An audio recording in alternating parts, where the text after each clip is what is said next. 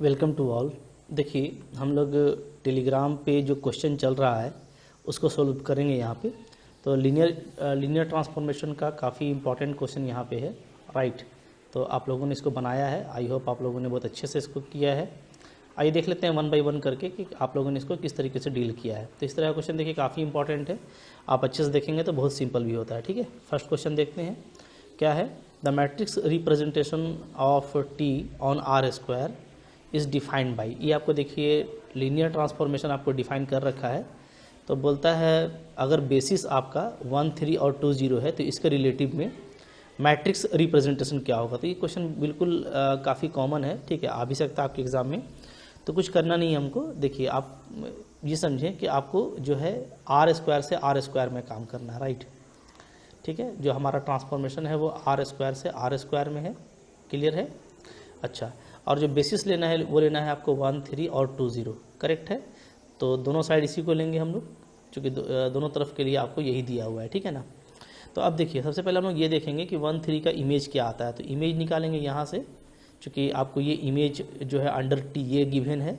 तो टी 1, 3 का इमेज क्या आएगा। तो एक्स के प्लेस पे 1 और वाई के प्लेस पे 3 रखिए, तो ये आपको आ जाता है 9 और 6, करेक्ट है, ठीक है।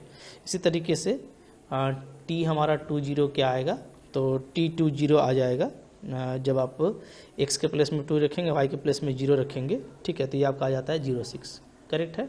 चलिए, तो यानी ये क्लियर हो गया कि 1, 3 जो है आपको 1, 3 जो है वो 9, 6 पे मैप कर रहा है, और जो 2, 0 है आपका वो कहाँ मैप कर रहा है, वो आपका 0, 6 पे मैप कर रहा है, करेक्ट है, ठीक है। अब देखिए जो भी आपको मिला है, ठीक है, इमेज, तो डेफिनेटली क्या कर सकते हैं हम लोग इमेज को लिख सकते हैं, ठीक है, in linear combination of basis of that side, ठीक है। तो मतलब मैं 9 और 6 जो मेरे को मिला है, ठीक है, तो इसको मैं क्या लिख सकता हूँ, linear combination of basis. Basis क्या है 1, 3 प्लस b 2, 0, राइट। अब यहाँ से आप बहुत आसानी से सोल्व कर सकते हैं। आपको a प्लस 2b और 3a ऐड करने से आ जाएगा, ठीक है, इक्वल टू इधर 9, 6, ठीक है ना। अगर आप यहाँ से इक्वेट करेंगे तो आपको दिख रहा है कि 6 इज इक्वल टू क्या हो जाएगा, 3a हो जाएगा। तो यहाँ से a का वैल्यू मेरे को 2 मिल जा रहा है, ठीक है, और a प्लस 2b इसको इक्वेट करेंगे तो ये 9 होगा। अब a अगर 2 है, ठीक है, तो b कितना हो जाएगा, तो b हमारा हो जाएगा 3.5, 7/2 हो जाएगा, ठीक है ना। तो यानी जो पहला कॉलम बनने वाला है मैट्रिक्स का, याद रखिए ये जो आपको सेट मिला है ए बी, ये क्या करेगा, ये आपको फर्स्ट कॉलम बनाएगा, ठीक है। फर्स्ट कोऑर्डिनेट वेक्टर मिल गया आपको, तो पहला जो कॉलम बनेगा वो बनेगा 2 और 3.5, ठीक है। तो अगर आप दूसरा नहीं भी निकालें ना तो आपको चौथा ऑप्शन यहाँ से करेक्ट हो जाएगा, ठीक है। देखते ही आपको करने का ज़रूरत नहीं है, क्योंकि पहला कॉलम 2 और 3.5 होना चाहिए, जो कि यही है।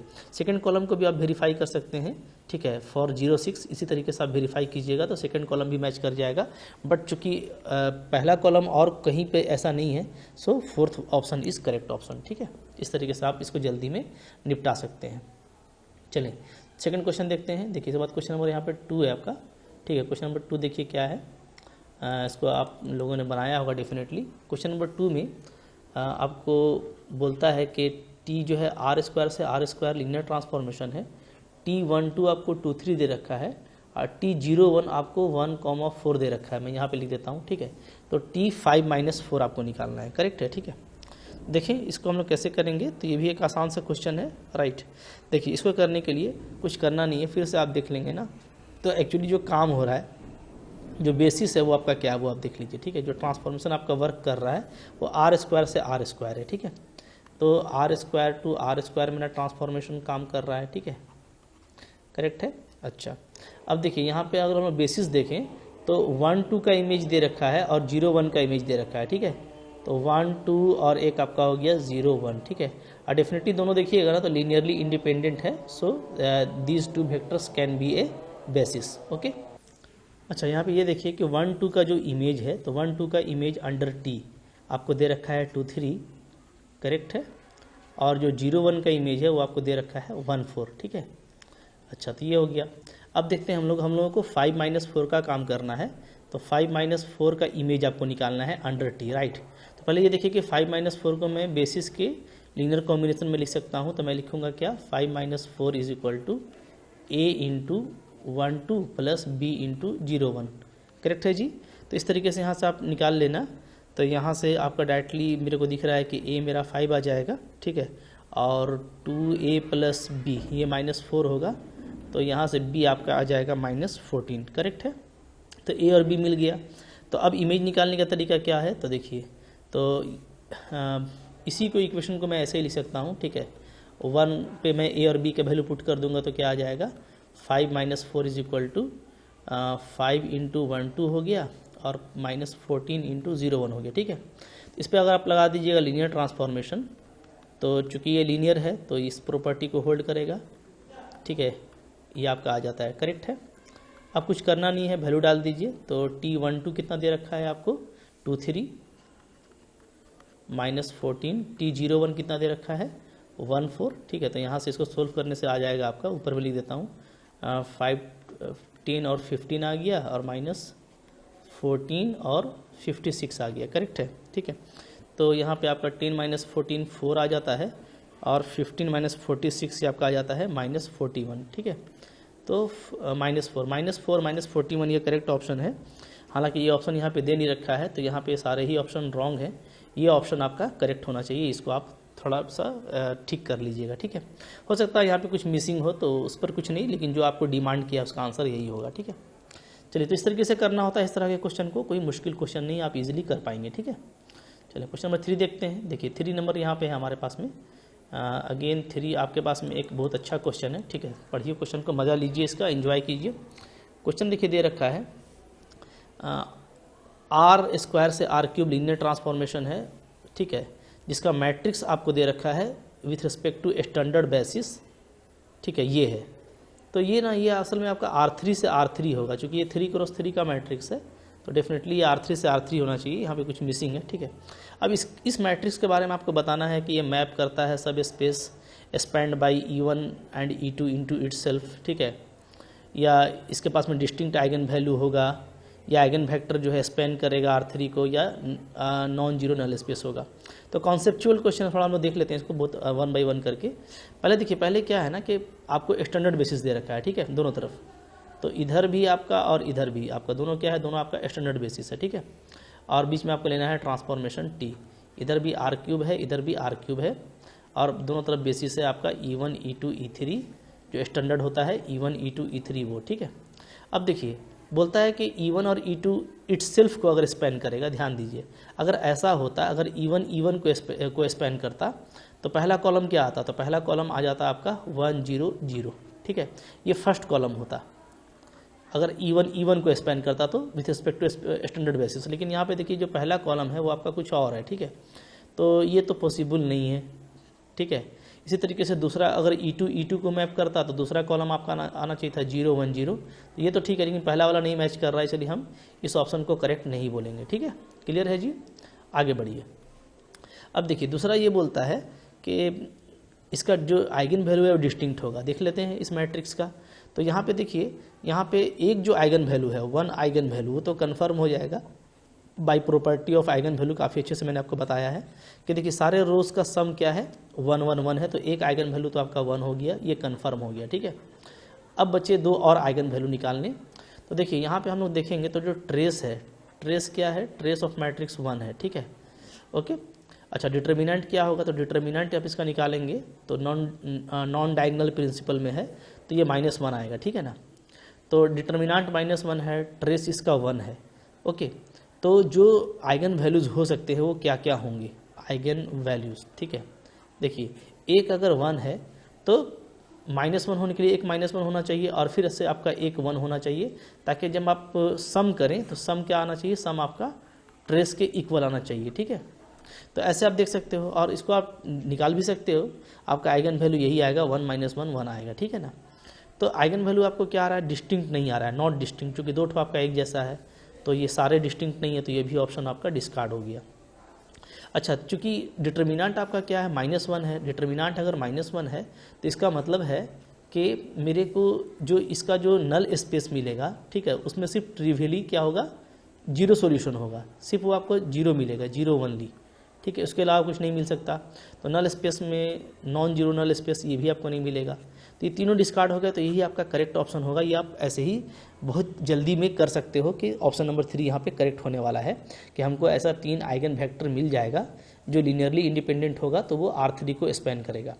बट फिर भी अगर आप आइगन वेक्टर निकालना चाहते हैं, ठीक है, तो वो मैं आइगन वेक्टर भी आपको निकाल देता हूँ, करेक्ट है। जैसे देखिए अगर आइगन वेक्टर निकालना चाहें हम लोग यहाँ पे, तो देखिए कैसे निकालेंगे। तो मेरे को जो आइगन वैल्यूज़ मिला है वो मैं पहले लिख लेता हूँ। आइगन वैल्यू मेरे को क्या क्या मिला है इसका, वो मिला मेरे को 1, 1 और -1, तो 2 1 है और एक -1 है, ठीक है। तो आइगन वेक्टर कैसे मिलेगा, तो आइगन वेक्टर को कैसे निकालते हैं, तो उसके लिए मेरे को t माइनस करना पड़ेगा आइडेंटिटी, ठीक है। t माइनस लेमडा आई होता है, तो अगर मैं लेमडा को ले लूँ 1, इसका डिटर्मिनेंट इक्वल टू 0 लेना पड़ता है, ठीक है।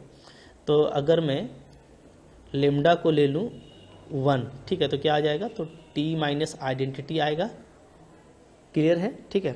तो t माइनस आइडेंटिटी अगर मैं इसका मैट्रिक्स ले लूँ, तो इसमें आप माइनस करेंगे तो आपका आ जाएगा, ये आ जाएगा -1 0 1 0 0 0 एंड इट इज़ 1 0 -1, ठीक है। अब यहाँ से अगर मैं ये कर दूँ कि R3 को मैं रिप्लेस कर दूँ R3 प्लस R1, ठीक है, तो ये मेरे को मिल जाता है -1 0 1 0 0 0 एंड 0 0 0, राइट। तब आप यहाँ पे देखिएगा ना कि XYZ के करस्पॉन्डिंग में करेक्ट है, ठीक है, क्योंकि मेरे को आइगन वेक्टर निकालना है XYZ।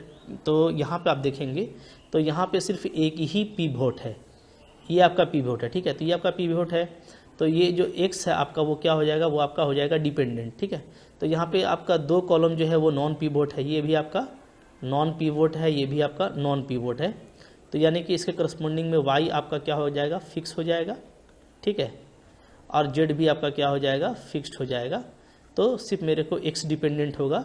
तो पहला इक्वेशन अगर हम लोग लगाएं, ठीक है, फॉर दिस 0, तो क्या आ जाएगा -x और प्लस z इक्वल टू आएगा 0, यानी x को भी आप क्या लिखेंगे, z लिखेंगे, ठीक है। तो जो XYZ मेरे को निकालना है eigen vector, right. Eigen vector क्या होता है, x होता है, करेक्ट है। ये x हमारा क्या होता है, आइगन वेक्टर होता है। तो इस x को निकालने के लिए, यानी इस करेक्शन XYZ को निकालने के लिए मेरे पास में क्या आ गया, तो x जो है वो z है, एक y है और ये भी z है, ठीक है। तो इसको अगर मैं लिखूँ स्पैनिंग के फॉर्म में, तो मैं इसको ऐसे लिख सकता हूँ, ठीक है। y मैं ले लूँगा तो आ जाएगा, क्योंकि y का कोएफिशिएंट सिर्फ बीच में है 0 1 0, और मैं z लूँगा तो आ जाएगा 1 0 1, करेक्ट है। और इन दोनों को ऐड करेंगे तो वही आ जाएगा। तो यहाँ पे जो मेरे को वेक्टर मिल रहा है, 2 लीनियरली इंडिपेंडेंट वेक्टर मिल रहा है, ये और ये, ठीक है। तो अभी जो मेरे को आइगन वेक्टर्स मिल रहे हैं वो है 0 1 0 और 1 0 0, ठीक है। तो यहाँ पे मेरे को 2 आइगन वेक्टर मिल गया, इसको मैं यहाँ पे V1 नाम दे देता हूँ, एक ये हो गया मेरा V1, या इसको मैं x1 नाम दे देता हूँ, इसको मैं देता हूँ x2, ठीक है। तो ये मेरे पास में 2 आइगन वेक्टर हो गया। अब एक आइगन वेक्टर और उसके लिए हम लोग लेमडा को लेंगे -1, ठीक है। तो लेमडा को -1 लेंगे तो क्या होगा, देखिए यहीं पे, ठीक है। तो देखिए for eigenvalue lambda equal to 1, eigenvector ये आ गया।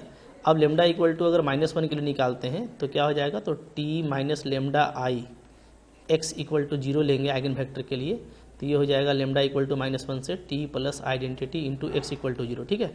अब t प्लस आइडेंटिटी अगर मैट्रिक्स को मैं लिखूँ तो ये आ जाता है आपका t प्लस आइडेंटिटी, क्या आ जाएगा 1 0 1 0 2 0 एंड 0 0 1, सॉरी 1 0 1 ही आएगा, क्या आपका आ जाएगा 1 0 1, ठीक है। फिर से देखिए R1 और R3 एक ही जैसा है, बिल्कुल सेम है, तो इसको हम लोग फिर से R3 को हटा देंगे -R1 करके, तो 1 0 1 0 2 0 और 0 0 0 ये आ गया, ठीक है। अब देखिएगा ना, तो फिर से हम लोग ये देख रहे हैं कि जो पिवोट वाला जो कॉलम है, तो एक ये पिवोट है, एक ये पिवोट है। क्योंकि इसका पिवोट हो गया तो इसमें पिवोट नहीं है, ठीक है। तो इस केस में क्या है, मेरा जो z है वो फिक्स हो जाएगा, ठीक है, और बाकी x और y मेरा डिपेंडेंट रहेगा, है ना। तो अब यहाँ पे देखिए, चूँकि यहाँ पे XYZ होता है, ठीक है, इक्वल टू आप लेते हैं क्या 0 0 0, करेक्ट है इस 0 के लिए। तो यहाँ से हम लोग ये देखेंगे कि पहला वाला रो से x plus z equal to 0 आएगा, तो आपका x हो जाएगा -z। सेकंड वाले से 2y इक्वल टू 0 होगा, तो आपका y आ जाएगा 0, ठीक है। z आपका क्या है, z आपका फिक्स है। तो इस तरीके से जो मेरा XYZ आना चाहिए, ठीक है, आइगन वेक्टर वो क्या आ जाएगा, वो आ जाएगा -z जीरो और जेड, ठीक है। अगर जेड को मैं बाहर कर दूं तो ये स्पैन हो रहा है -1 0 और 1 से, ठीक है। इससे तो हमको जो तीसरा आइगन वेक्टर मिल गया वो ये मिल गया। तो आप ध्यान दीजिए ना, ये आपका मिला है इसको मैं बोल देता हूँ x3, ठीक है। ये मेरे को मिला था x1, ये मेरे को मिला था x2। तो हमको 3 आइगन वेक्टर मिला है, x1 x2 और x3, ठीक है। इन तीनों को अच्छे से देखिएगा तो जो जीरो का जो पोजीशन है तो इसमें यहाँ पे है, ठीक है। तो ये तीनों आपस में लीनियरली इंडिपेंडेंट है। आर क्या है? आर है आपका लीनियरली इंडिपेंडेंट, राइट। तो ये तीनों आपका लीनियरली इंडिपेंडेंट है, -1 0 1 0 1 0 और 1 1 0, राइट है, 1 0 1 सॉरी, ठीक है। तो ये तीनों आपका लीनियरली इंडिपेंडेंट है, तो डेफिनेटली क्या करेगा, 3 लीनियरली इंडिपेंडेंट वेक्टर है तो वो स्पैन करेगा किसको? R3 को करेगा। इसलिए कह रहा था कि आइगन वेक्टर क्या करेगा, R3 को स्पैन करेगा, तो ये करेक्ट ऑप्शन है, ठीक है। तो ये थोड़ा सा लेंदी है, बट आप इसको डायरेक्ट ऑप्शन डिस्कार्ड मेथड से फर्स्ट, सेकंड और फोर्थ आपका रॉन्ग था तो आपका थर्ड करेक्ट हो जाएगा, ऐसे भी आप चेकआउट कर सकते हो, ठीक है। तो एग्जाम में थोड़ा आप स्पीड में बना लो, ठीक है, लेकिन कॉन्फिडेंट पूरा कॉन्फिडेंस से बनाना है, ठीक है, श्योर होकर के आपके ऑप्शन को इसी तरीके से डिस्कार्ड करना है। तो ये एक अच्छा क्वेश्चन है जो पीजीटी पे उतना इंपॉर्टेंट नहीं है, बट सीएसआईआर नेट के लिए ज़्यादा इंपॉर्टेंट है। पीजीटी का क्वेश्चन थोड़ा लो ही लेवल का रहता है, तो आप उसी तरह का लेवल का तैयारी करते रहिए, ठीक है। बट एक अच्छा क्वेश्चन था तो मैंने आपको दिखा दिया। तो आई होप आपको ये काफ़ी अच्छा लगा तो लाइक कीजिएगा, चैनल पे नए हैं सब्सक्राइब कीजिए। इसी तरह का बहुत सारा कंटेंट आपको मिलता रहता है, क्वेश्चंस भी मिलते रहते हैं, पीडीएफ मिल जाता है। तो आप अगर चाहें तो आप मेरे एप्लीकेशन से पढ़ने के लिए एप्लीकेशन को डाउनलोड कर सकते हैं, लिंक आपको डिस्क्रिप्शन में मिल जाएगा, ठीक है। Thank you very much.